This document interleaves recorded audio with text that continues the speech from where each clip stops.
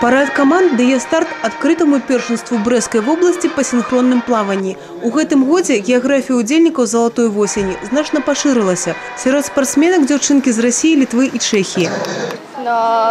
Гэты комплекс прыгожы, тут шмат бассейнаў, мы былі здзіўлены, Брэст нам вельмі спадабаўся. Синхронное плавание мне вельмі падабаецца. У мяне ў гэтым спорце шмат самых лепшых сяброў. Соло, дуэты и комбинованные группы. Дзяўчынкі выступаюць у двух узростовых катэгорыях – до 12 гадоў и до 17. Сярод квалификационных залікаў абавязковая и вольная программа. Занимаюсь я уже с 6 лет. Удается сложно что-то занять, но стараемся, фигуры вверх тянутся. Ожидаем занять место, вырваться вперед. Выступала в Грузии, Литве, Бельгии и Белоруссии в Минске.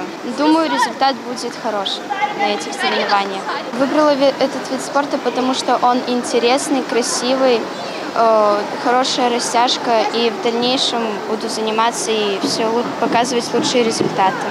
План у организатору амбицийный, каб «Золотая осень» стала одним со спортивных брендов областного центра. В Беларуси у нас существует синхронное плавание только в городе Бресте и в Минске.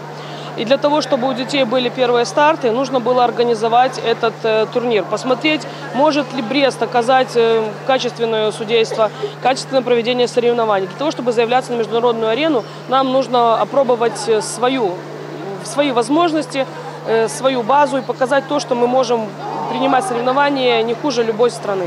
Разнообразие участников будет очень большое, программы будут очень интересные. Синхронное плавание – это вообще очень красивый вид спорта, которым надо не просто любоваться, но и наслаждаться. Может быть, появятся новые звездочки, просто посмотреть уровень спортсменов. Традиции у нас общие из Советского Союза у всех, и я просто знакома со всеми тренерами. Они были бывшими спортсменами, когда я судила.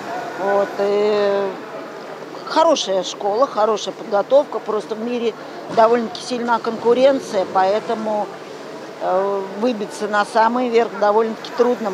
У суботу и неделю дзяўчынкі будут выступать у вольной программе. Поназирать за прыгожай спортивной падзеяй запрашаюць усіх жадающих. Евгения Мороз, Тигран Акопян, телерадиокомпания «Брест».